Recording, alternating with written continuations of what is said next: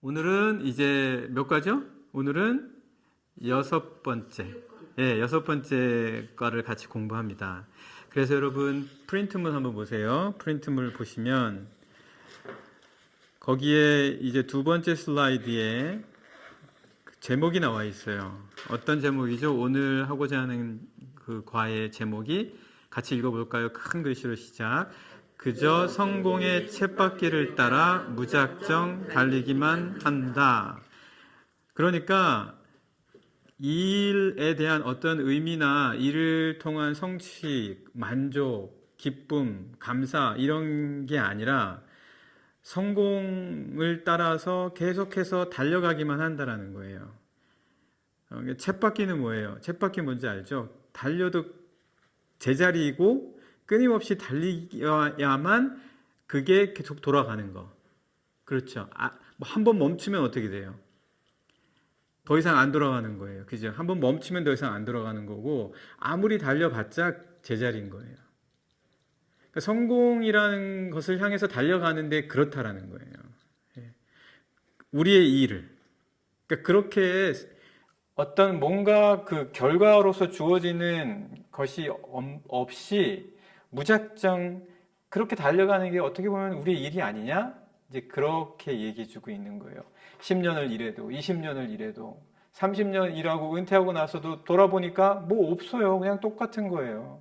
예.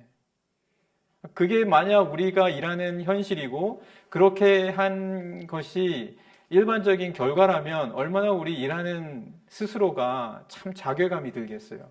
야, 이렇게 일해서 뭐하냐라는 생각이 들 수밖에 없지 않겠어요? 예.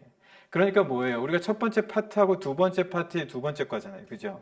그러니까 여기서 계속해서 지난 시간에 이어서 이야기하는 게 뭐냐면 일이 인간의 타락으로 말미암아 하나님께서 원래 디자인하셨던 것에서부터 망가져 버렸다라는 것을 이야기해 주는 거예요. 예. 그래서 일을 해도 쳇바퀴처럼 무작정 달리기만 할 뿐 결과가 주어지지 않는 현실. 이거를 우리가 알고 있어야 된다라는 거예요. 자, 그래서 작은 제목이 그 아래쪽에 조그맣게 나와 있죠? 뭐죠? 일의 의미를 깨닫지 못하다. 그러니까 일의 의미를 깨닫지 못하다. 일을 아무리 해도 일에 대한 결과를 받을 수 없고 또 그 일에 대한 그 결과가 주어지지 않으니까 의미가 뭔지조차 모른다라는 거예요. 그래서 지난 시간에 우리 어떻게 이야기를 했어요? 일이 사람의 타락으로 말미암아 나타나게 된 첫 번째 결과 중 하나는 가시덤불과 엉겅퀴라고 그랬죠. 그죠? 가시덤불과 엉겅퀴가 일의 현장에서 있다는 거예요. 그래서 여러분들 일터에 나갈 때 반드시 가시덤불과 엉겅퀴가 있을 것이다라는 것을 생각하고 일터에 가야 돼요. 그래야 여러분들이 지치지 않고 가시에 찔려도 이겨내고 그 가시덤불과 엉겅퀴로부터 어떻게 내가 이거를 감당해서 이겨나가야 될지에 대해서 준비될 수 있다라는 거예요. 지난 시간에 우리가 그거를 이야기를 했어요. 그거는 물론 가시덤불과 엉겅퀴가 있으니까 우리가 일이 잘 안 되는 거 이해가 되는 일 부분이에요. 그죠? 가시덤불과 엉겅퀴가 있으니까. 그런데 일의 현장에서 부딪히는 또 하나의 문제는 성공을 했는데도 나는 그 자리인 것 같다는 거예요. 아까 쳇바퀴처럼. 뭔가 이루었어요. 뭔가 좀 더 예전보다는 일에서 성과도 얻었어요.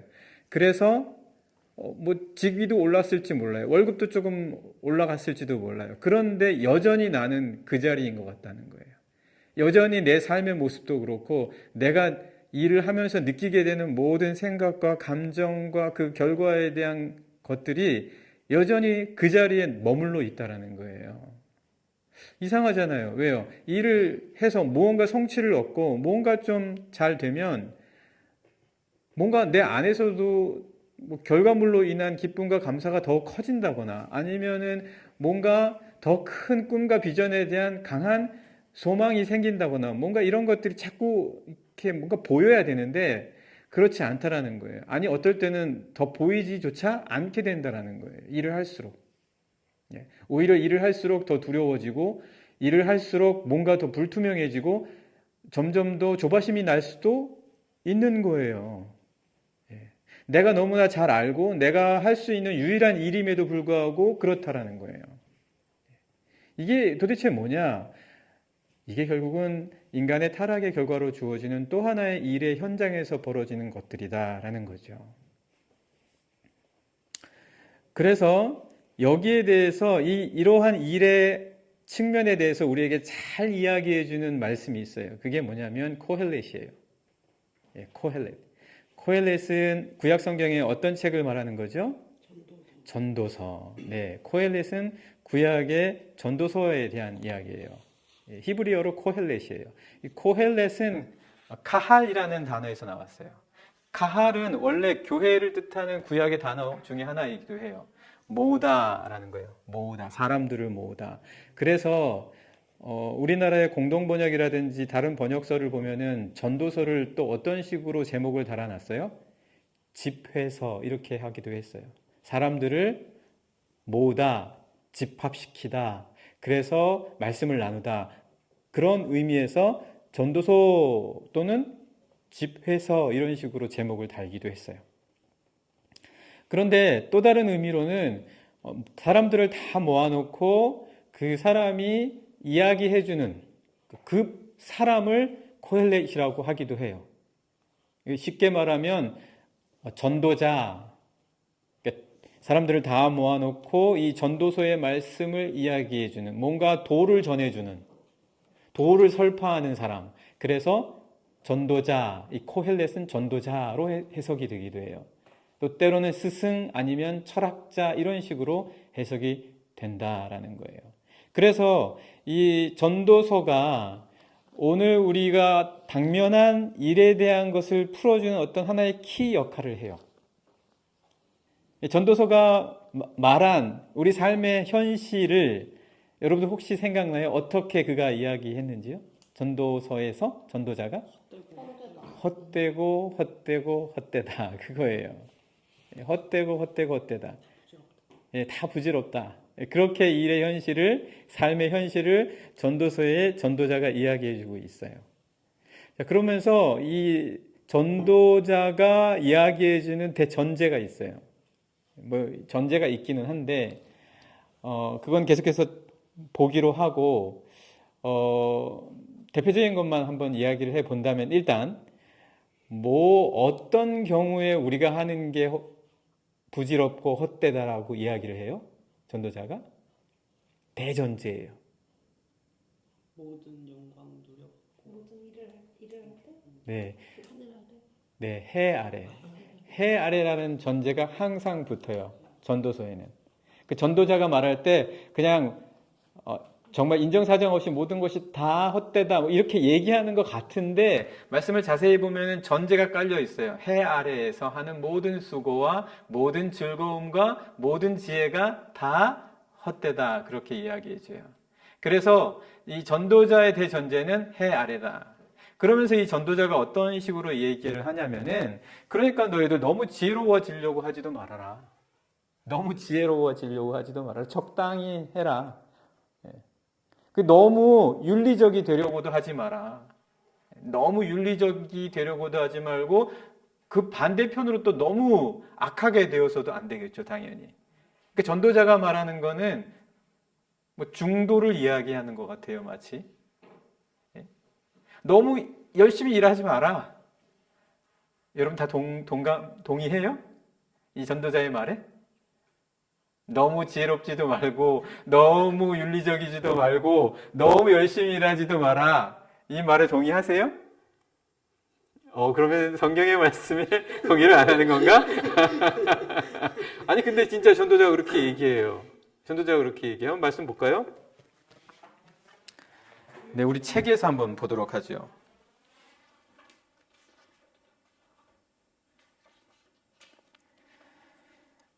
네, 자 122페이지를 한번 보죠. 122페이지. 122페이지 맨 꼭대기에 다른 말씀들은 이거 있죠. 그죠? 거기 한번 같이 읽어봐요. 시작. 다른 말씀들은 전반적으로 지혜롭고 의롭게 살라고 도전하지만 전도서는 지나치게 의인이 되지도 말며 지나치게 악인이 되지도 말라고 경고하면서 중도를 걸으라고 권면한다. 지나치게 윤리적이지도 비도덕적이지도 말며 과도하게 지혜롭지도 어리석지도 말라는 것이다. 이런 이야기들을 어떻게 해석해야 할 것인가? 여러분, 어떻게 해석해야 돼요? 그냥 적당히 상황 봐가면서 때로는 잠깐 좀 악하기도 했다가 때로는 좀 이렇게 윤리적으로 되기도 했다가 어떨 때는 어리석은 척도 했다가 뭐 이렇게 살라는 전도사가 지금 이렇게 얘기하고 있는 거는 아니겠죠. 그죠? 그거는 아니겠죠. 예. 그러나 지금 우리가 본 바로는 그렇죠. 그렇죠. 그러니까 우리가 해석을 필요로 한다는 거예요. 이 말씀을 이 전체의 이 전도서 전체로 봐야 된다는 거예요. 그냥 전도서 7장 15절에서 17절만 떼놓고 보면은 어떻다? 안 된다라는 거예요. 모든 성경 말씀은 그래요. 예, 모든 성경 말씀이 그래요. 구약도 구약만 보면은 난제에 많이 부딪혀요. 그러니까 구약을 어떤 식으로 읽어야 돼요? 항상 누구의 빛으로 봐야 돼요? 그리스도? 예수의 빛으로 봐야지 되는 거예요. 그렇게 안 보면 구약의 말씀이 때로는 굉장히 우리를 힘들게 할 수가 있어요. 구약이 누구에 대해서 예언하시는 말씀이에요? 그리스도 예수잖아요. 그러니까 구약을 보기 위해서는 그리스도 예수의 빛 가운데에서 이 말씀을 봐야 제대로 읽혀진다는 거예요. 마찬가지로 전도서 7장에서 지금 전도자가 야 너무 지혜롭게 하지도 말고 너무 어리석지도 말고 중도의 길을 걸어가라는 듯이 이야기하는데 도대체 이게 우리가 알고 있는 상식적으로 하나님의 성품과 맞지 않는 이야기란 말이에요. 그러니까 이거는 전도서 전체의 내용과 같이 함께 보아야 된다. 그래서 오늘은 이 전도자의 말씀이 이 일의 현장과 지금 어느 정도 연결이 되어 있어요. 우리 아까 얘기했죠. 성공을 해도 왜 쳇바퀴냐? 왜 우리가 느끼는 게 똑같냐? 그것과 함께 이 전도자가 말하는 너무 이렇게 하지도 말고 이렇게 하지도 말라 라는 것과 어떤 식의 연관이 있는지 우리가 같이 공부해 보도록 하는데 그 결론은 마지막 부분에서 우리가 나오게 될 거예요. 마지막 부분에서 우리가 보도록 하고요. 그러니까 우리가 이렇게 생각할 수도 있죠. 너무 일터에서 힘 빠지게 애써서 일하지도 말고 적당히 봐가면서 눈치껏 해라 이런 식으로 생각할 수도 있겠지만 그런 의미와는 완전히 다르다라는 거예요. 어떤 의미인지 한번 우리가 계속해서 같이 보도록 하죠. 일단 이 전도자가 그래서 이런 대전제, 해 아래에 있는 것들은 뭘 해도 무의미하다는 거예요. 그러니까 해 아래에서는 열심히 해도 똑같고 그리고 그냥 마냥 놀아가면서 해도 똑같아. 결국은 다 죽고 다 없어지고 자기가 누리는 거 아무것도 없다. 굉장히 어떻게 보면은 염세주의고 굉장히 비관론적이기는 하지만 대전제 얘기했죠, 그죠? 해 아래에는 그렇다라는 거예요. 그러니까 도대체 어떻게 하면 의미가 있을까? 도대체 어떻게 해야지 될까를 이제 전도자가 하나씩 이제 그 모여 있는 사람들, 아까 이걸 집회서라고 얘기했잖아요. 모여 있는 사람들에게 이야기해 주는 거예요. 야, 그럼 한번 해보자. 이렇게 정말 무의미한 삶에서 의미 있는 게 뭔지 내가 지금껏 살아본 거를 토대로 너희에게 이야기를 해줄 테니까 한번 같이 논해보자. 이렇게 말하고 있는 거예요. 자, 그래서 두 번째 슬라이드 세 번째 포인트를 한번 보시면 거기서 어떻게 나와 있어요? 일에서 의미를 찾으려는 노력을 했다라는 거예요. 방금 전에 이야기한 것처럼 그래 한번 이 해 아래에서 하는 것이 어떤 게 의미 있는가 한번 보자. 뭘 어떤 식으로 하든 내가 보기에는 의미가 없어. 근데 한번 정말 진짜 의미가 있는지 없는지 한번 보자라고 이야기를 하는데 그런 것들이 이제 전도서 1장 16절에서 18절, 2장 1절에서 3절, 2장 4절에서 11절 이렇게 나와 있어요. 세 가지 시도를 해요. 이 전도자가. 자, 그럼 먼저 한번 어떤 시도를 통해서 일과 삶에서 의미가 있다라는 것을 한번 알아보고 찾아보려고 애썼는지 한번 볼까요? 전도서 1장 16절에서 18절이에요. 한번 같이 찾아봐요.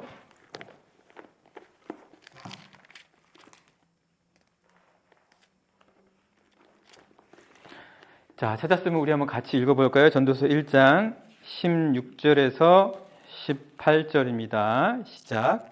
내가 내 마음속으로 말하여 이르기를 보라, 내가 크게 되고 지혜를 더 많이 얻었으므로 나보다 먼저 예루살렘에 있던 모든 사람들보다 낫다 하였나니 내 마음이 지혜와 지식을 많이 만나 보았음이로다.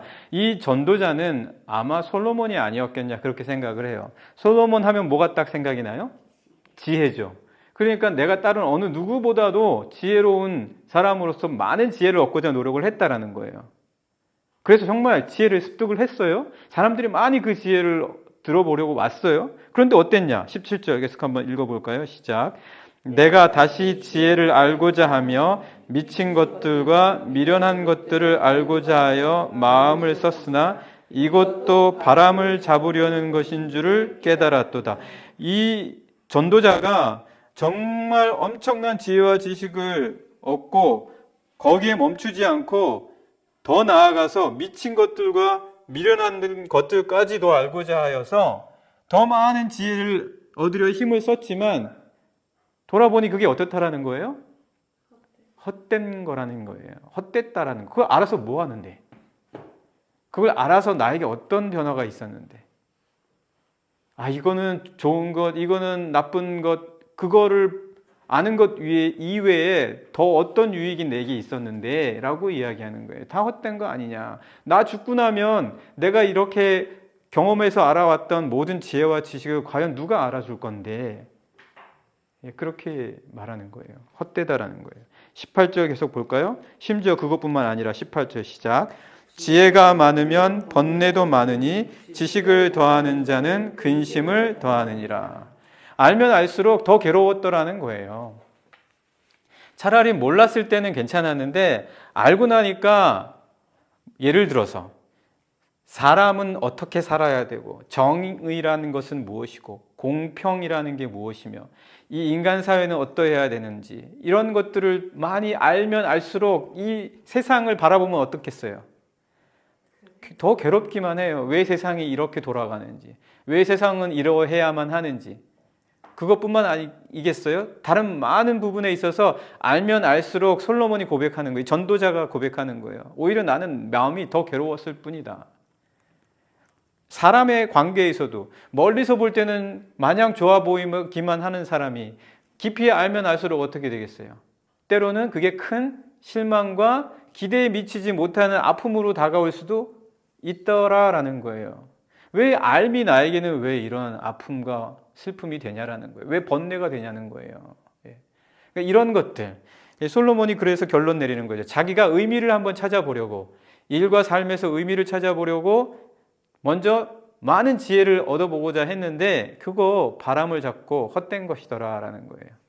그러니까 여러분, 지혜를 많이 얻기 위해서 공부하고 학위를 따고 그냥 독토 하나만이 아니라 2개를 따서 독토가 되고자 했는데도 유익이 솔로몬의 말에 의하자면 그래서 뭐 어쩔 건데? 그렇게 해서 너의 삶이, 너의 죽음이 바뀌어? 아픔과 괴로움은 너를 피해서 가더니 이제 이렇게 얘기하는 거예요. 똑같아. 그러니까 너무 공부하려고 하지 마, 너무 지혜로우려고 하지 마, 이렇게 이야기하는 거죠. 자, 그러면 이제 두 번째 시도는 뭐였냐라는 거예요. 한번 의미를 또 찾아보기 위해서 두 번째 시도를 했다. 그게 뭐냐? 2장 1절에서 3절이에요. 2장 1절에서 3절 같이 한번 읽어봐요. 시작. 나는 내 마음에 이르기를 자, 내가 시험 삼아 너를 즐겁게 하리니 너는 낙을 누리라 하였으나 보라, 이것도 헛되도다. 막 즐겁고 싶은 거예요. 그래서 이 즐거움을 느끼면 느낄수록 그러면 인생의 의미가 있을까? 결국 인생은 즐거움인가? 그래서 즐겁기만 하면 인생에서 나름대로 의미를 찾고 값지게 살았다라고 말할 수 있는 건가? 그래서 즐거우려고 엄청나게 노력했던 거예요, 솔로몬이. 네. 솔로몬이 무엇이 많았어요? 네, 아내와 첩이 굉장히 많았죠. 그리고 부유했잖아요. 부유했어요.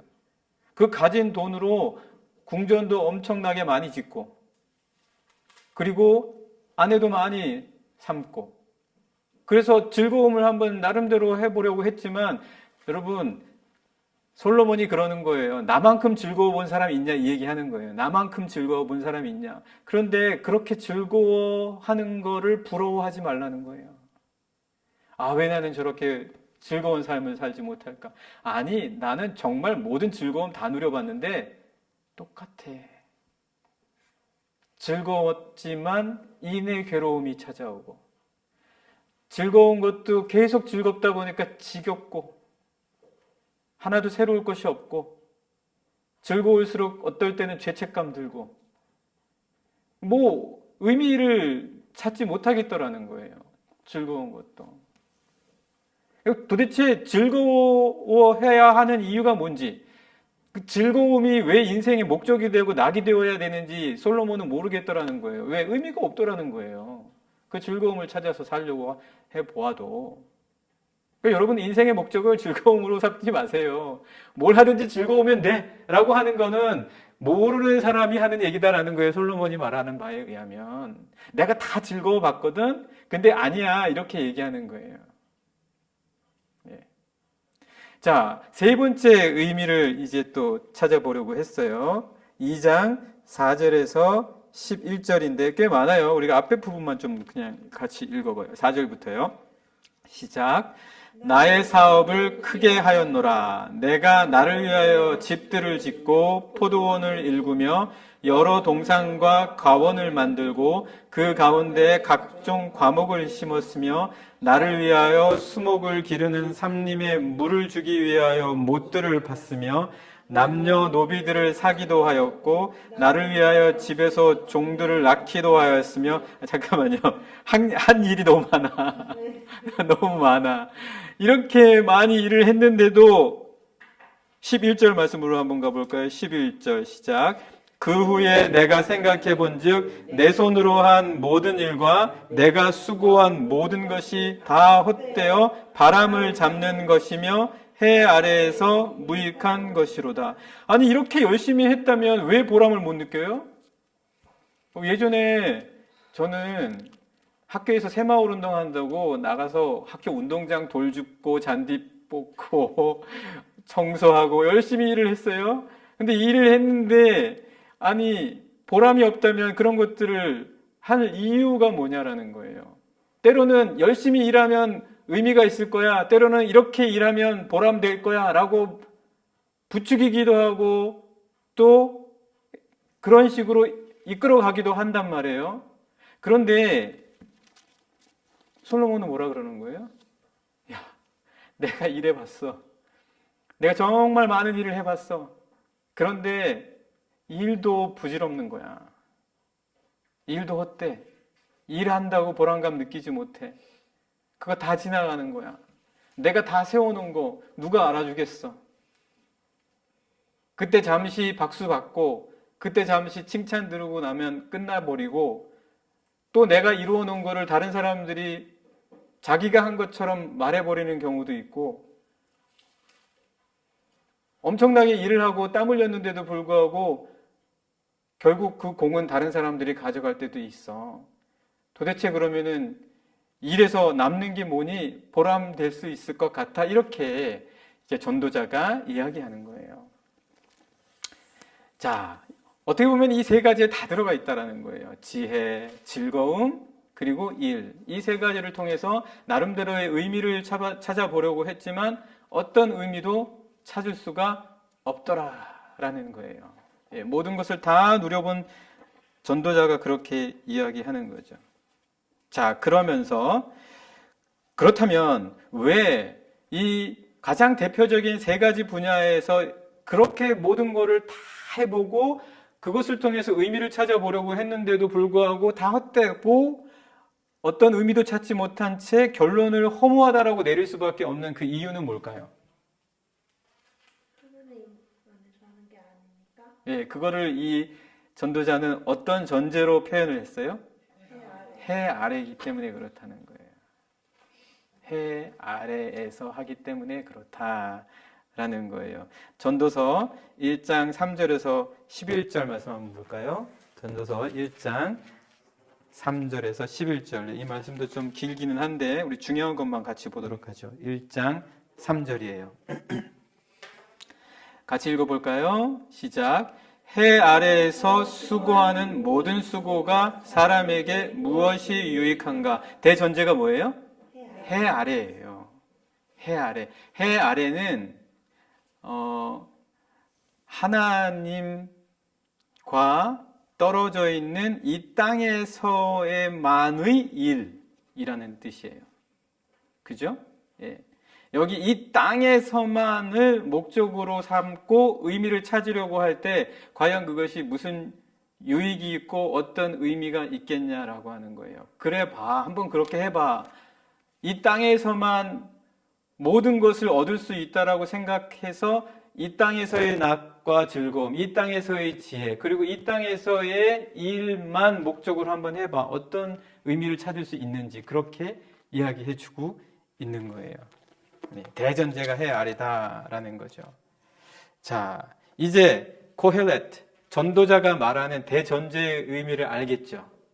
예, 왜 일이 성공을 했음에도 불구하고 내 삶은 그대로 쳇바퀴인가? 왜 일이 내 삶에 성공이 영향을 미치지 못하고 나에게 어떤 변화도 주지 못한 채 그냥 무의미하게 그대로 나를 쳇바퀴 돌듯 내버려 두는가? 이유가 뭔가? 그거를 우리가 코헬렛을 통해서 잠깐 봤어요. 해 아래에서의 일이기 때문이다라는 거예요. 그래서 여러분 항상 우리 잘 기억해야 돼요. 여러분 일터에 나가게 될 때, 지금 그리고 현재 일하고 있을 때, 여러분들 일하는 현장에서 때로는 공부를 마치고 일의 현장으로 가야 하게 될 때 일이 이렇다라는 것을 꼭 기억하세요. 성공한다고 해서 달라지는 거 없어요. 성과 많이 냈다고 해서 갑자기 내 인생이 갑자기 무슨 신데렐라처럼 변한다든지 아니면 갑자기 백마탄 기사 대접을 받는다든지 그런 거 없어요. 어떤 성과가 나왔다고 해서 오히려 시기 질투에 대상은 더 잘 쉽게 될 수 있어요. 예. 그럼 뭐냐 도대체 그러면 왜 열심히 일을 해야 되냐? 예.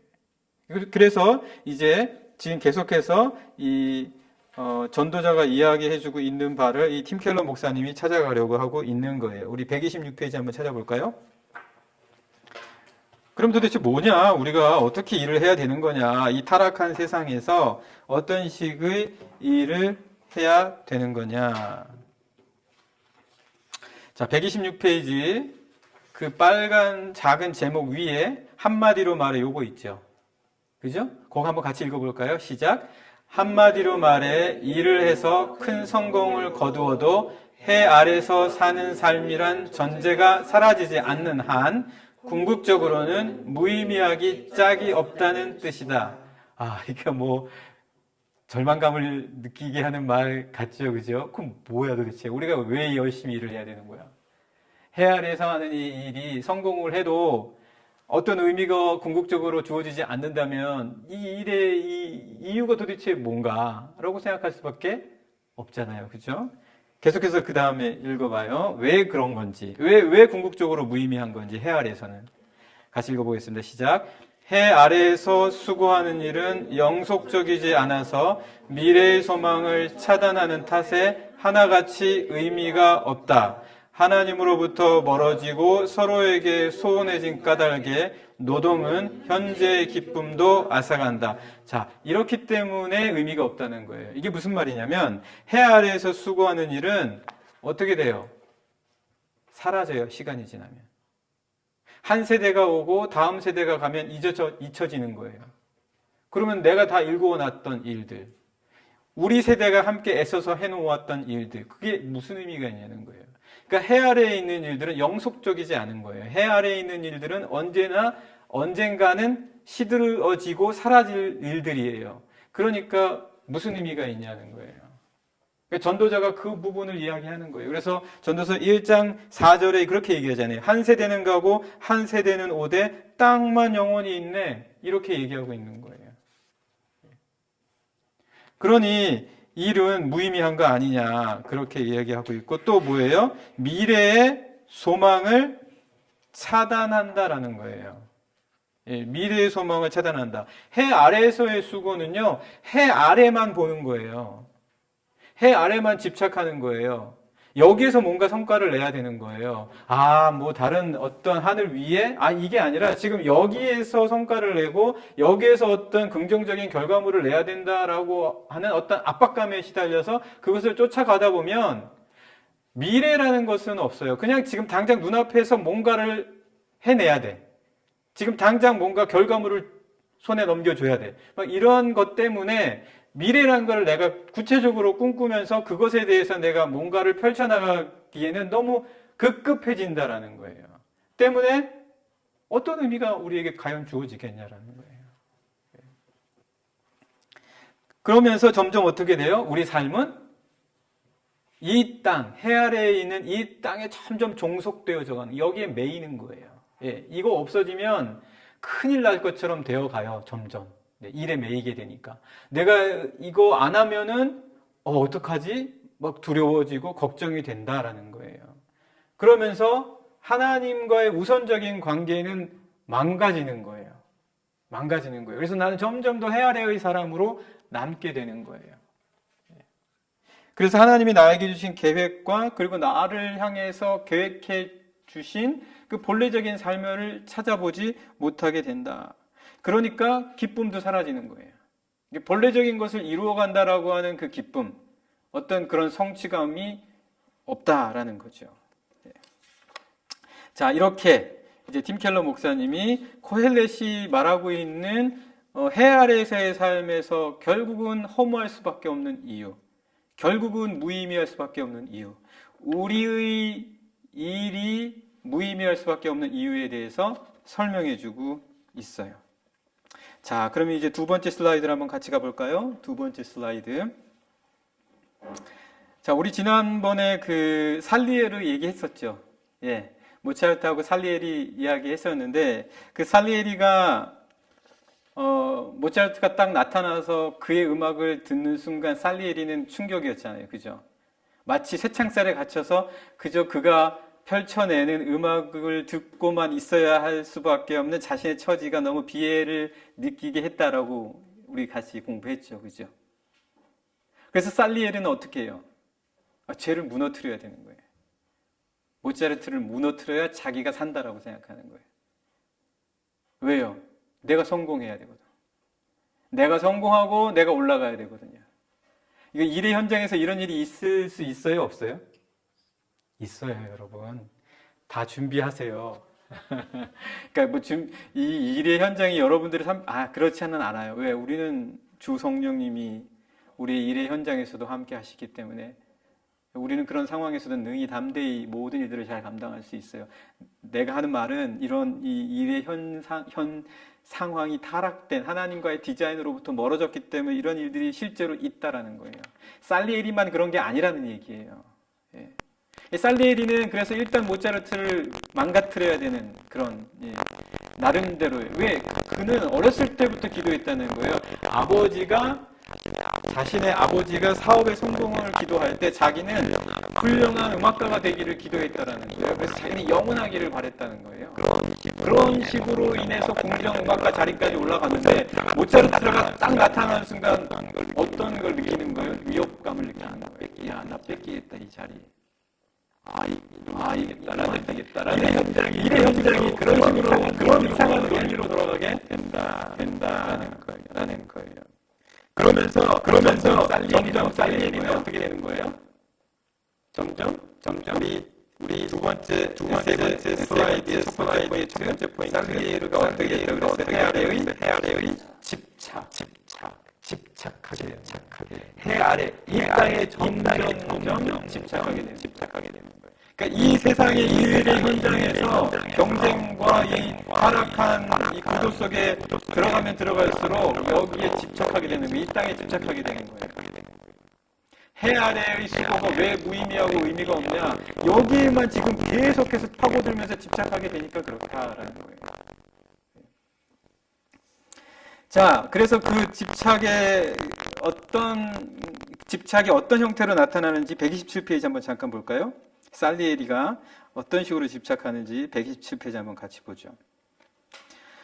거기 맨 아래쪽에 패러그래프 작은 인용구 있죠. 그죠? 거기 같이 한번 읽어봐요. 이게 살리에리의 기도문이에요. 어렸을 때. 예, 시작. 아버지가 하나님께 사업이 번창하게 해달라고 기원하는 사이에 난 그맘때 사내 아이가 드릴 수 있는 가장 오만한 기도를 은밀하게 드렸지. 주님, 위대한 작곡가로 만들어 주세요. 음악을 통해 당신의 영광을 그리고 나 자신을 기리게 해 주세요.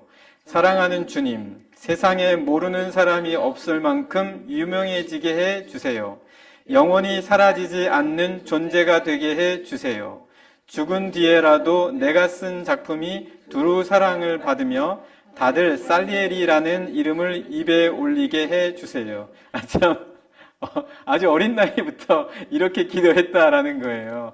어떻게 보면 있을 법한 기도 같기도 해요. 그런데 이 기도가 일단 성장해 가면서 성숙해 가면서 하나님의 성품을 배워가면서 변화돼야 되는 거 아니에요. 그죠? 이게 변화가 안 되고 그대로 쭉 가다 보면 여기 있는 이 기도의 제목만 가지고 집착하게 된다면 결국은 그 집착 때문에 자기의 것을 지키기 위해서 어떤 일을 벌일지 모른다라는 거예요. 그럴 만한 어떤 구절들이 있나요? 한번 찾아볼까요? 지금 살리에리 기도문에서 그가 너무나 해 아래의 것에 집착하고 있는 모습을 찾아볼 수 있는 구절이 있나요? 나 자신을 기리게 해주세요. 네, 나 자신을 기리게 해주세요. 사람들이 다 나를 기리게 해달라는 거예요. 해 아래에 있을 법한 것뿐이지 이게 하나님 나라 가서 무슨 소용이 있는 거예요. 자기를 기리는 게. 이게 자기를 기리는 게 몇 세대나 가겠어요? 몇 년이나 가는 거겠어요? 왜 이렇게 가고 사라져 버릴 것을 집착하냐는 거예요. 무의미한 것에 집착하니까 이 일도 무의미해지는 거죠. 또 어떤 게 있을까요? 유명해지게 해주세요. 네. 세상에 모르는 사람이 없을 만큼 유명해지게 해주세요. 세상에서 나를 알아주는 게 뭐가 그렇게 중요해요? 네? 세상에서 나를 인정해주는 게 뭐가 그렇게 중요해요? 요즘 이 아이돌들 봐요. 네? 그 소셜미디어 한다고 해서 이게 반응이 댓글도 안 좋고 이게 좋아요 숫자 내려가고 그리고 구독자 수 맨날 구독 눌러주세요. 이렇게 하잖아요. 이게 왜 중요하냐는 거예요. 물론 중요하게 느낄 수도 있어요. 그리고 그것 때문에 굉장히 자호받을 수 있어요. 그러나 그것에서 자유하지 않는 한 만족도 없고 지금 현재 하고 있는 일은 하나도 의미가 없을 거예요. 뭔가 더 해야 의미가 있지 지금은 만족 못하고 의미도 없다라는 거예요. 세상에 모르는 사람이 없을 만큼 유명하게 해주세요. 살리에리가 왜 모차르트를 무너뜨리려고 했겠어요? 모차르트가 그러니까 더 유명해지니까. 일의 현장에서도 그렇다는 거예요. 그 다음에 또 어떤 말이 있어요? 집착하는 거? 네. 영원히 사라지지 않는 존재가 되게 해주세요. 아니 무슨 궁정음악가 자리 조금 있다가 몸에 사라질 텐데 어떻게 영원히 그 자리를 지킬 수 있겠어요? 그냥 내가 잡에서 하나 딱 그 자리 차지하면 그 자리를 놓치지 않으려고 하는 오늘날의 세태와 다를 바가 없다. 이 해 아래의 것에 집착해봤자 의미가 하나도 없다. 전도자가 말하는 거예요. 야, 다 지나가. 즐거운 거 다 누려봐도 그거 나중에는 즐겁지 않게 돼. 내가 이렇게 많은 일을 해봤는데 그거 일을 하면서 느끼는 보람도 잠깐이야. 어떤 의미도 없어. 많은 지혜를 하다 못해 미친 것들까지 알려고 했지만 그것이 나에게 오히려 더 괴로움만 더했어. 이렇게 전도자가 얘기했잖아요. 그렇죠? 이 살리에리가 그랬다라는 거예요. 자, 여러분, 살리에리의 삶이 어땠겠어요? 그러니까 괴로운 거예요. 예. 물론 더 열심히 했겠죠. 뭔가 더 성취하려고 했겠죠. 근데 왜 쳇바뀌냐는 거예요. 뭔가 더 살리에리는 더 발버둥 쳤어요. 근데 더 괴로워지는 이유가 뭐냐는 거예요. 대전제. 고헬렛의 대전제. 뭐요? 해 아래의 거에 집착했기 때문이에요. 해 아래의 거에 집착했기 때문에. 그것에 집착하면 할수록 더 괴로워진다라는 거예요. 한번 우리 잠깐 말씀 볼까요? 우리 세 번째 슬라이드의 두 번째 포인트에 보면은 전도서 2장 22절과 23절 한번 같이 봐요. 전도서 2장 22절, 23절 같이 읽어봐요. 시작. 사람이 해 아래에서 행하는 모든 수고와 마음에 애쓰는 것이 무슨 소득이 있으랴. 일평생에 근심하며 수고하는 것이 슬픔뿐이라. 그의 마음이 밤에도 쉬지 못하나니 이것도 헛되도다. 언제도 쉬지 못한다고요? 밤에도 쉬지 못해요. 계속 그 생각만 하는 거예요. 어떻게 하면 내가 모차르트를 이게 좀 이렇게 하고 내가 좀 올라서고 내 자리를 공고히 할까라는 이 집착. 아니 그런다고 해서 내가 일에 대한 성취와 그리고 일을 통해서 나에게 주신 하나님이 몫으로 주신 것들을 하나의 이 몫으로 주신 것을 이루어가는데 못할 게 뭐가 있겠어요? 모차르트가 있다고 해서. 자, 그래서 이렇게 이런 식으로 하면 밤에도 쉼이 없고 평안이 없다. 그러나 여러분, 일이라는 건 원래 그런 게 아니에요. 우리 지금까지 공부했죠. 일이라는 건 원래 그런 게 아니고 하나님께서는 창세기 2장에 보면 1장과 2장에 보면은 모든 걸 다 창조하신 이후에 그 다음에 뭘 하셨어요? 쉬시는 거예요. 그 뭐라고 어떻게 말씀하시면서 쉬셨어요? 모든 것이 다 좋다. 그러면서 쉬시는 거예요. 일은 우리에게 그런 결과를 가져다 주는 게 원래 본래적인 디자인이라는 거예요. 그런데 일을 하면 할수록 더 조바심 나고 일에 더 집착하게 되고 마음의 평안이 없고 밤에 잠까지도 못 자니 이게 무슨 일이냐는 거예요. 예수님도 제자들과 함께 많은 병자들을 고치고 나서 그리고 배 타고 가시면서 어떻게 돼요? 주무셨어요. 제자들은 갑자기 몰아닥친 풍랑 때문에 어때요? 난리가 난 거예요. 지금 이 풍랑을 어떻게 하냐? 풍랑 속에서도 주님은 뭐 하셨다? 주무셨다. 나의 일터의 현장에서 풍랑이 와도 내가 하나님이 계획하신 일에 대한 디자인만 잘 지키고 기억하면서 애쓰고 간다면 풍랑 속에서도 이 일터에서의 전쟁터와 같은 현장 속에서도 내 평안을 지키도록 하나님께서 우리를 도우신다.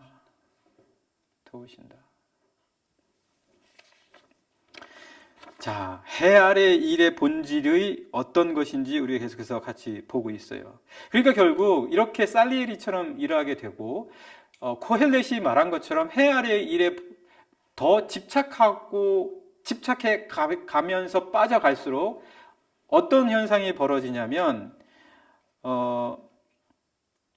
우리 그 세 번째 슬라이드의 두 번째 포인트 보세요. 중간쯤에 뭐라고 나와 있죠?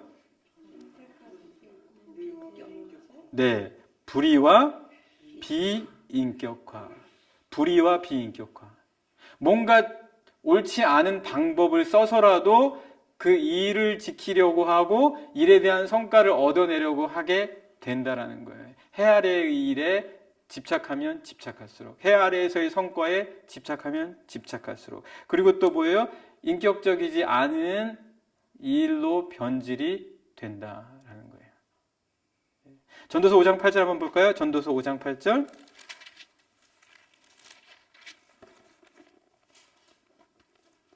자, 지금 어떤 식으로 이제 전도자가 또 그 일과 삶을 통해서 이렇게 헛된 것에 집착하다 보면은 어떤 현상이 벌어지냐? 5장 8절 같이 읽어봐요. 시작.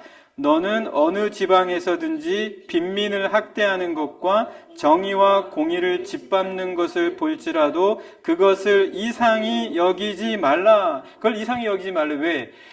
해 아래에 있는 것들에 집착을 하게 되다 보면 이런 일들이 벌어진다라는 거예요. 그러나 그것을 뭐 하시는 분이 있다? 감찰하시는 분이 있다라는 거예요.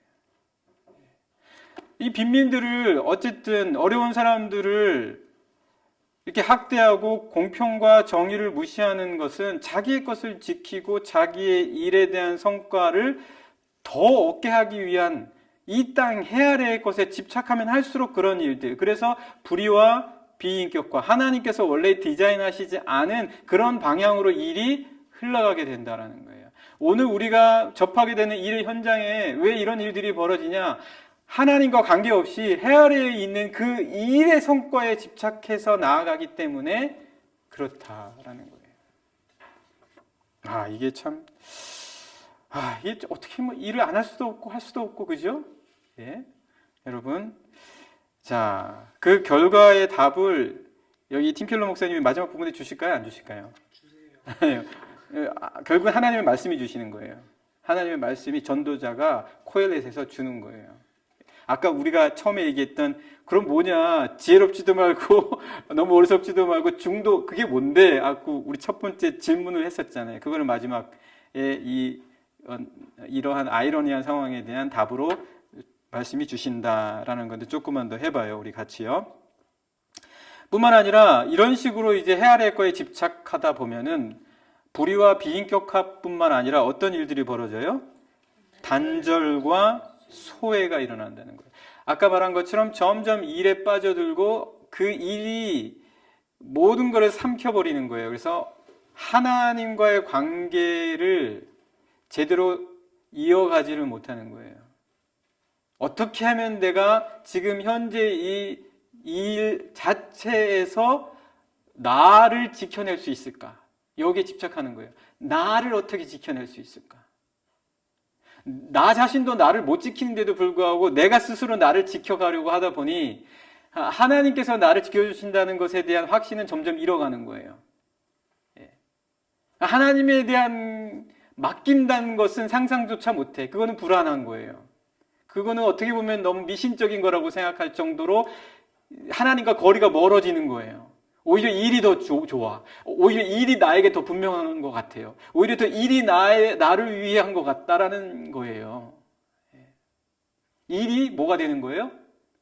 우상이 되는 거예요. 일이 우상이 되는 거예요. 자, 그래서 전도서 4장 7절에서 8절 말씀 한번 볼까요? 전도서 4장 7절, 8절.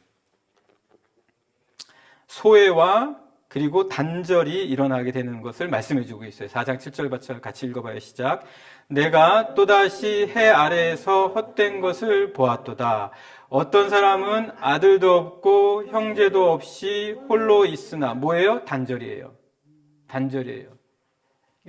이게 딴 사람들이 이렇게 중요한 게 아니에요. 나는 일이 일단 중요해요. 물론 그 시작과 출발이 내 자녀를 위한 거다, 아니면은 우리 가정을 위한 거다라고 어떤 그럴듯한 이유와 목적으로 시작할지는 몰라요. 그런데 결국 이렇게 단절이 일어난다면 그 일이 근저에는 무엇이 깔려 있냐면 자기 자신을 이루고자 하는, 자기에 집착하고 그 자기를 이루려고 하는 성과에 너무 몰두하기 때문에 나오게 되는 결과다라는 거. 그러면 소외가 일어나고 단절이 일어난다라는 거예요.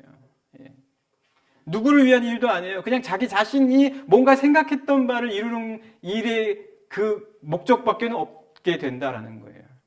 예. 계속 8절 읽어봐요. 계속이요. 그의 모든 수고에는 뭐가 없다고요? 끝이 없도다. 또 비록 그의 눈은 부요를 족하게 여기지 아니하면서 이르기를 내가 누구를 위하여는 이같이 수고하고 나를 위하여는 행복을 누리지 못하게 하는가 하여도 이것도 헛되어 불행한 노고로다. 다 떠나고 자기 혼자 일하면서도 내가 누구를 위해서 일했는데, 내가 내 자신을 위해서 일을 하지도 않았는데, 내가 내 자신을 위해서 언제 일했나? 이런 식으로 어쨌든 오히려 단절과 소외 속에서 자기 스스로와도 뭐가 일어나는 거예요? 자기 스스로도 소외가 되는 거예요. 자기 안에서. 자기를 스스로 일로부터 위로받지 못하는 거예요. 자기 스스로도. 자기 스스로도 어떤 위안을 얻지 못해요. 하면 할수록, 하는데도 오히려 더 서글퍼지는 거예요. 일이.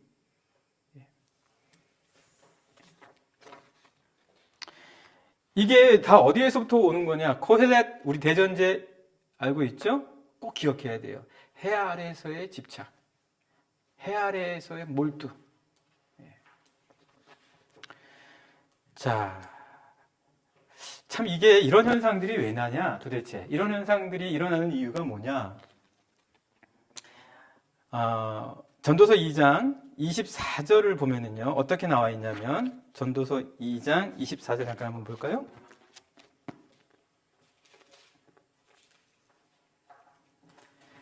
전도서 2장 24절, 네, 같이 읽어봐요. 시작. 사람이 먹고 마시며 수고하는 것보다 그의 마음을 더 기쁘게 하는 것은 없나니 내가 이것도 본즉 하나님의 손에서 나오는 것이로다. 그러니까 뭐예요? 먹고 마시고 수고하고 일하는 것, 그래서 마음을 기쁘게 하는 것, 이게 제일 좋다는 거 아니에요? 그죠?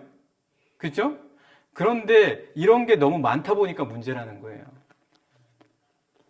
이런 게 너무 많다 보니까 문제라는 거예요. 그거를 어떻게 얘기해 주냐면, 우리 팀 켈러 목사님이 데이비드 브룩스라는 사람의 기고문을 통해서 이야기해 줘요. 선택할 일들이 너무 많다 보니까 문제다. 일의 종류가 너무 많아지다 보니까 문제다. 왜요? 다 좋은 일만 하려고 하는 거예요. 다 마음에 드는 일만 하고 근사한 일만 하려고 한다는 거예요. 자기의 소명과는 상관없어요. 자기의 탤런트하고는 상관없고 자기의 능력하고는 관계없이 무조건 좋아 보이고 고상하고 근사한 일만 하려고 하다 보니까 여러 일들 중에서 선택의 여지가 많은데 오로지 그 일에 너무 많이 몰리게 되더라라는 거예요. 예. 자, 그거를 페이지 132페이지에서 이야기해 주고 있어요. 페이지 132페이지 한번 같이 찾아볼까요? 정말 그런가요? 보면은 몰리는 일이 있긴 있어요. 그죠? 뭔가 잡도 보면은 유난히 많이 몰리는 잡이 있어요. 저는 대학 때 일단 대기업에 들어가면 다 좋은 거예요.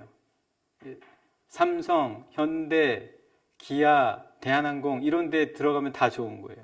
저도 사실은 신학 공부 결심하기 전에 원래는 이제 공채를 준비했었던 사람이잖아요. 그래서 대기업에 들어가려고 열심히 영어 공부 열심히 했는데 지금 독일에 와 있어요. 네. 어쨌든 하나님의 인도하심인데 오늘날에도 보면은 특별히 몰리는 그런 잡. 미국에서는 어떤 잡에 많이 몰린다 그래요? 예, 금융, IT, 컨설팅. 왜요? 돈 많이 주고. 그리고 또 그 성과에 따라서 엄청나게 그 보수가 보장이 되다 보니까 거기에 많이 몰린다라는 거예요. 그래서 132페이지 한번 볼까요? 네, 맨 위에서부터 보면 인용구가 있어요. 이 데이비드 브룩스라는 분이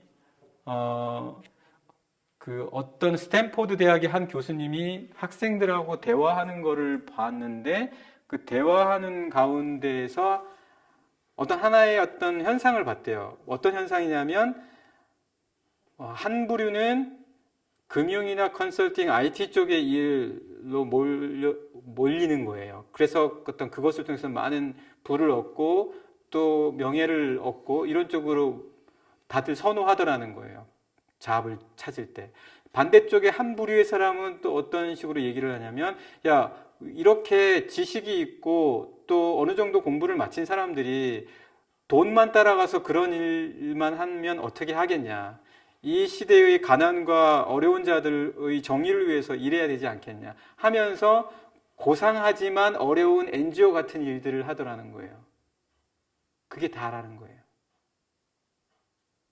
자기가 어떤 사명과 소명을 받았는지 관계없고 능력이 뭐고 어떤 분야에 자기가 좋다라는 거는 고려 없이 일단 사회적인 가치나 어떤 세대에 따라서 돈을 많이 주냐 아니면 고상하냐 이게 전부였다라는 거예요. 그러면 나머지는 뭐냐는 거예요.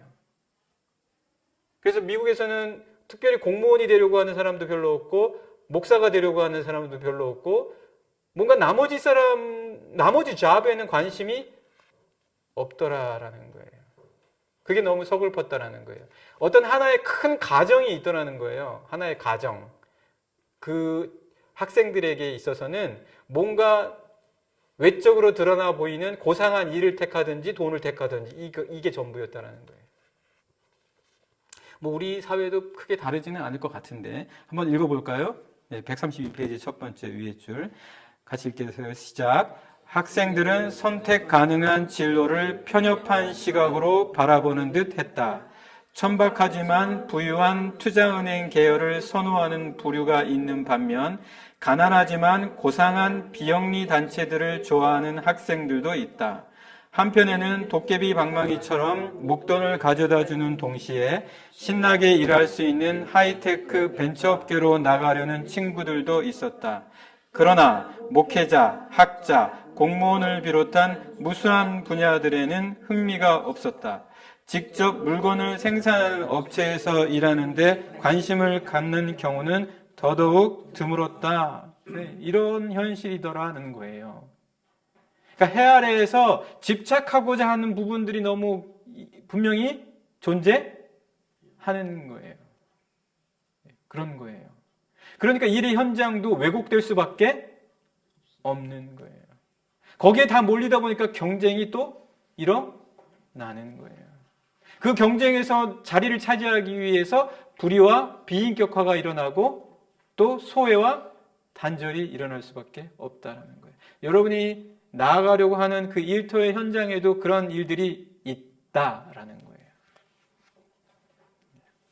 그러면 어떻게 해야 되냐는 거예요.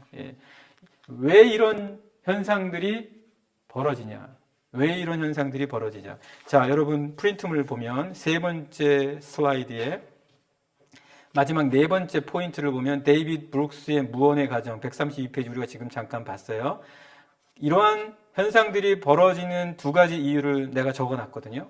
첫 번째가 뭐예요? 네, 자아상을 북돋는 일. 어떻게 하면 내 자아를 자꾸 북돋을까? 내 자아가 북돋아지는 이 일을 찾기 때문에 이런 일이 벌어진다는 거예요. 내 자아를 찾아내는 일이 도대체 뭐냐? 132페이지 맨 마지막 줄 브룩스가 지적하는 거 있죠, 그죠? 거기 한번 읽어봐요. 왜 이런 일들이 벌어지냐? 일의 현장에서 첫 번째 자아상의 북돋움. 자아를 자꾸 북돋기 때문이다. 그런 일만 찾기 때문이다. 자, 같이 읽어봐요. 시작. 브룩스가 지적하는 첫 번째 문제는 저마다의 능력이나 달란트, 수용력에 어울리느냐와 상관없이 지극히 빈약한 상상력을 동원해서 자아상을 북돋는 방법을 찾아내고 거기에 부합하는 일자리를 택한다는 점이다. 그런 기준에서 높은 점수를 받으려면 세 가지 범주에 속하여야 한다.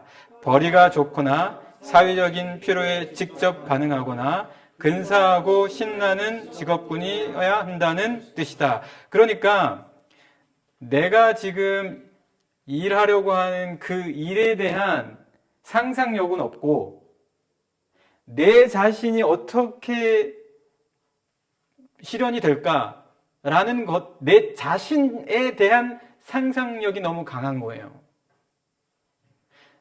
지금 내 상태에서 어떤 일을 하면 그 일 속에서 정말 좋은 결과가 나올까에 대한 그 일에 대한 상상력은 너무나 빈약한 반면에 나의 어떤 이 사회 속에서 자아가 대우받는 것에 대한 상상력이 너무 강하다는 거예요.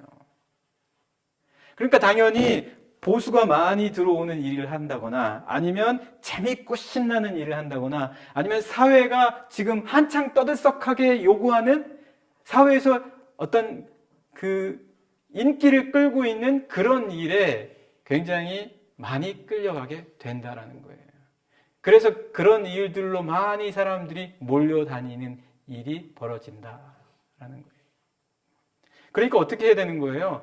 지금 나 자신에 대한 어떤 일이 나의 수용력과 내 달란트와 내 능력에 맞을 것이냐에 대한 상상력을 충분히 발휘할 수 있고 여러 일에 대한 것들을 잘 관찰하고 볼 수 있어야 된다는 거예요. 내가 지금 이 세대에서 어떤 식으로 반응하고 내 자신이 원하는 어떤 욕망을 너무 치중해서 보기보다는 자, 두 번째 우리 이런 결과들이 벌어지는 이유 프린트물에 보면 또 뭐가 있죠? 네, 자신의 정체성을 만들어가는 거에 이를 이용하는 거예요. 자기의 정체성을, 이거는 이전에 한번 본 적이 있었죠. 그죠? 내 정체성과 일을 동일시하는 거예요. 뭐가 되면 그게 나다라고 생각을 하는 거예요. 그러니까 당연히 자기가 바라보았을 때 인식이 좋지 않다거나 사회적으로 좀 보수가 적거나 낮다라고 생각하는 일은 하려고 하지 않겠죠. 예. 그래서 자 봐요. 133페이지 보면 그 도시 문화의 유동성과 공동체 붕괴 있죠, 그죠? 두 번째 패러그래프 같이 읽어봐요. 시작. 도시 문화의 유동성과 공동체 붕괴가 미친 영향이 있겠지만 뉴욕시의 젊은이들만 하더라도 천부적인 재능과 세계에 기여하려는 열정을 고려하기보다는 직업 선택 과정 자체를 정체성 형성에 도움을 주는 인자로 인식하는 듯 하다. 그러니까 이제 경영 컨설팅 분야라든지 그리고 사회적으로 좀 더 많은 보수와 대가를 받는 곳으로 가게 된다라는 거예요. 그렇지만 이전 세대는 그렇지 않았다는 거예요. 이전 세대는 그 사람의 정체성이 그 사람이 어떤 일을 하고 어떤 보수를 받고 어떤 포지션에 있느냐가 그 사람의 정체성이 아니었기 때문에 굳이 꼭 그렇게 할 필요도 없었다라는 거예요. 일 자체도 종류가 많지 않았고 예전에는 어땠었다고 나와 있어요? 그 네 번째 줄 밑에서 이전 세대들은 있죠. 같이 한번 읽어봐요. 시작. 이전 세대들은 아무개의 아들이라든지 시내 이런저런 동네에 산다든지 어느 교회나 클럽의 멤버라든지 하는 걸로 자신을 규정했지만 요즘 젊은이들은 직업이나 직장의 위상에서 정체성을 찾으려 한다. 저도 중고등학교 때 그리고 또 청년 돼서 사람들이 다 누구누구 아들, 저 김승희 장로님 아들 다 이렇게 불렀지 뭐 어떤 일을 해서 쟤는 어떤 능력이 있고 그런 식으로 말하지 않았다라는 거예요. 요즘에는 걔 뭐 한대? 어떤 일 한대? 어떤 회사 다닌대? 너무나 이게 당연한 게 되어버렸잖아요. 그러다 보니까 아까처럼 그런 일의 현장에서 해 아래의 거에 집착한 일들이 벌어지게 된다. 이게 아무리 성공을 그런 일 속에서 해봐도 결국은 쳇바퀴를 돌 수밖에 없는 구조인데 도대체 이 일의 현장에서 그럼 우리는 어떻게 해야 되냐. 이제 마지막 부분은 보고 마치도록 해요. 자, 그러면은 어떻게 해야 되냐. 그래서 마지막 슬라이드의 첫 번째 포인트 보면은 그래서 성경에서는 우리 이거 지난 시간에 한 거기 때문에 그냥 읽고 마칠게요. 어떤 일을 선택할지에 대해서 일단 먼저 고민을 해야 된대요. 그러니까 이런 성공의 쳇바퀴를 돌면서 아까 정체성 형성과 자아를 북돋기 위한 일을 찾기보다는 첫 번째 뭐죠? 잘할 수 있는 일. 네, 잘할 수 있는 일. 우리가 지난번에 공부했던 거 생각나요? 그 일의 목적 중에 하나는 가장 잘 섬길 수 있는 방법 중에 하나는 나의 일을 가장 능숙하게 하는 것이다. 예. 대충 하면서 내가 누군가를 섬길 수는 없잖아요. 그렇죠? 하나님께서는 우리에게 일을 주신 이유, 그 목적 우리 했잖아요. 섬기기 위한 거잖아요. 그러려면은 인간관계를 통해서도 섬길 수도 있지만 내가 하고 있는 이 일 자체를 통해서 섬기는 것이 가장 주된 목적이라고 했어요. 그러니까 그 일을 능숙하게 해낼 수가 있어야 되는 거예요. 그래서 일을 선택을 할 때는 내 자아 북돋으면 뭐가 좋을까? 내 정체성, 나와 동일시할 수 있는 일이 뭘까? 이거를 볼 게 아니라 가장 먼저 내가 가장 잘할 수 있는 일이 뭐냐? 이거를 봐야 된다는 거예요. 팀 켈러 목사님이 성경의 말씀을 통해서 이렇게 이야기해 주고 있어요. 두 번째는 뭐예요? 내가 이것을 통해서 섬길 수 있냐? 가장 많은 사람들을 효과적으로 섬길 수 있는 일이냐? 이거를 반드시 보아야 된다는 거예요. 여기에는 어디에도 내 자아나 정체성은 없어요. 이 자아나 정체성에 대한 말을 할 필요가 없는 이유 우리 같이 이미 공부했죠. 우리의 자아와 정체성은 이미 하나님께서 가장 온전하게 만들어 주셨단 말이에요. 이 일을 통해서 인정받을 필요가 없어요. 왜요? 우리는 이미 그리스도 예수께서 인정해 주신 가장 온전한 인격을 갖고 있는 자들이기 때문이다. 가장 온전한 정체성을 그리스도 안에서 찾고 회복했기 때문이다. 그거 얘기 지난 시간에 했잖아요. 그죠? 자, 그러면 이제 세 번째 일을 할 때 찾아야 되는 것 뭐죠? 네, 활동 분야에 유익을 줄 수 있냐는 거예요. 세 번째. 그러니까 내 자신의 유익이나 어떤 내가 알고 있는 인간관계 속에서의 유익이 아니라 내가 이 일을 하면 이 일을 하는 그룹 자체에 어떤 유익을 줄 수 있는지를 볼 수 있어야 된다는 거예요. 이게 세 가지 여러분들이 일을 찾을 때 반드시 보아야 될 사항이다라고 이야기하고 있어요. 자, 그러면 우리 페이지 136페이지 한번 볼까요? 136페이지. 이렇게 일을 찾아갈 때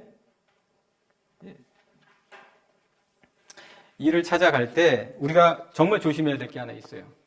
정말 조심해야 될 게 있어요. 뭐냐면 이 세 가지 목적을 갖고 우리가 일을 찾아야 된다고 그랬잖아요. 보면은 다 좋아요. 아, 내가 잘할 수 있는 일, 섬길 수 있는 일, 그리고 일하는 그 분야에 유익을 줄 수 있는 일. 그런데 이게 굉장한 함정이 될 수 있다는 거예요. 굉장한 함정이 될 수 있는 일. 왜 함정이 될 수 있냐? 136페이지에 오늘날이라는 부분이 있어요. 네, 거기 한번 같이 읽어봐요. 왜 이게 함정이 될 수 있는지를 알려주는 패러그래프예요. 예, 섬기고 봉사한다는데 왜 이게 함정이 될 수 있냐? 같이 읽어봐요. 오늘날 시작. 오늘날 누구나 공동체에 봉사할 의무가 있다는 선정 구호를 흔히 보지만 사실 공동체를 섬기기 위해 일한다는 개념에는 역설이 내포되어 있다. 사회를 섬기는 걸 1차적인 목표로 삼는 건 일을 조작하는 행위라는 점이다. 여기에는 그럴 만한 이유가 있다. 내가 사회를 섬기면서 일할 거야. 나는 봉사하는 일을 하고 있어. 아, 나는 이렇게 내 잡을 섬기면서 일하기 때문에 이 잡을 선택했어 라고 일은 하지만 실제로는 그렇지 않을 수 있다라는 거예요. 그럴 경우에는 어떤 일의 결과들이 나타난다는 거예요. 아까 이야기한 것처럼 섬긴다고 하지만 집착하고 비인격화가 일어나면서 소외가 일어나고 경쟁하고 하나님이 기뻐하시지 않는, 하나님과 멀어지면서 오히려 세상 속에 매이게 되는 현상이 벌어지게 된다는 거예요. 나는 분명히 섬긴다라고 생각하는데. 자, 왜 그런지 한번 볼까요? 계속해서 읽어봐요. 시작. 누군가를 섬긴다고 생각만 해도 바로 그 순간부터 다른 이들이 이 편의 수고에 얼마간이라도 책임이 있다는 의식이 자리를 잡기 시작한다. 이 말은 무슨 말이냐면 내가 누군가를 섬기잖아요. 그러면 섬김의 대가도 나는 당연히 받을 수 있어. 이렇게 생각하는 거예요. 내가 섬기니까 요새 팁이 많이 문제가 된다면서요. 팁. 너무 팁을 요구한다라는 거예요. 내가 이만큼 봉사해줬으니까 서비스해줬으니까 받아야지. 이런 생각이 은연중에 들어간다라는 거예요. 계속 한번 읽어봐요. 시작. 공동체에 요구할 몫이 있다는 관념을 갖게 된다는 뜻이다. 보상을 흥정하고 갈채에 눈길을 주며 감사를 받지 못하면 불만이 싹튼다. 내가 일을 해요. 내가 일을 해서 정말 좋은 뜻을 품었어요. 나 섬기는 일로 들어갔어. 나 이렇게 섬길 거야. 이 일을 통해서 나는 정말 세상을 섬기고 사회를 섬기고 내 분야의 일을 섬길 거야. 라고 하는데 아까 말했던 그 가정, 내가 섬기니까 당연히 나에게도 돌아오는 몫이 있어야지 라는 생각을 하는 거예요. 그러면서 갈채해주고 박수를 쳐주면 은근히 기분이 좋아지는 거예요. 그래서 다음번에 박수를 안 쳐주면 왠지 왜 이번에는 박수 안 쳐줘? 지난번보다 못했다는 거야? 나보고 더 하라는 거야? 뭐 이런 생각이 드는 거예요. 이 말하면 된 거 아니야? 더 이상 뭘 어떻게 하라는 거야? 막 이런 생각들이 오가면서 갈등에 혼자 스스로 쌓이는 거죠. 그리고 또 흥정하게도 된다는 거예요. 막 줄다리기 하는 거예요. 뭐 대놓고 하지는 않겠죠. 하지만 내가 어느 정도 난 여기까지만 할 거야 이제부터는. 더 이상은 못해. 막 이런 식의 어떤 그런 흥정들이 보이지 않게 내가 하는 이 일에 내 스스로가 그렇게 하고 있게 된다라는 거예요. 예. 그러면서 무언가 내가 응분의 대가나 감사를 받지 못하면 이제 불만이 이제 생기게 되는 거죠. 계속 한번 읽어볼까요? 시작. 그러나 일 자체에 이바지한다는 의식을 가지면 다른 무언가를 구할 필요가 없음을 깨닫는다. 자, 이게 차이라는 거예요. 이게 진짜 섬기는 것과 섬기면서 뭔가 그 섬김의 응분의 대가를 받아야 된다고 생각하는 것의 차이다라는 거예요.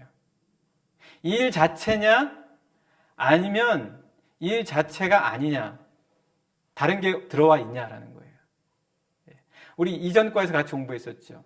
이 일 자체가 뭐예요? 축복이다. 원래 일 자체가 의미가 있는 것이다라고 했잖아요. 계속해서 한번 읽어봐요. 계속 시작. 일이 줄 수 있는 어디 있었죠? 그런 사람들은 일이 줄 수 있는 여기죠, 그죠? 일이 줄 수 있는 대가는 완벽하게 정리된 모습을 볼 때 얻는 만족감뿐이다. 계속해서 읽어봐요. 노동은 모든 걸 다 가져가고 아무것도 베풀어 주지 않는다. 결국 이런 거예요. 일이 줄 수 있는 대가는 어떤 사람들이 거기에 대해서 박수갈채라든지 감사의 대가가 아니라 모든 것이 온전하게 정리되어지고 차분하게 완성되어 가는 것. 거기의 모습을 통해서 내가 기쁨과 감사를 얻을 수 있어야지 된다는 거예요. 노동은 모든 것을 나로부터 다 가져가고 나에게 다시 주는 건 없어요.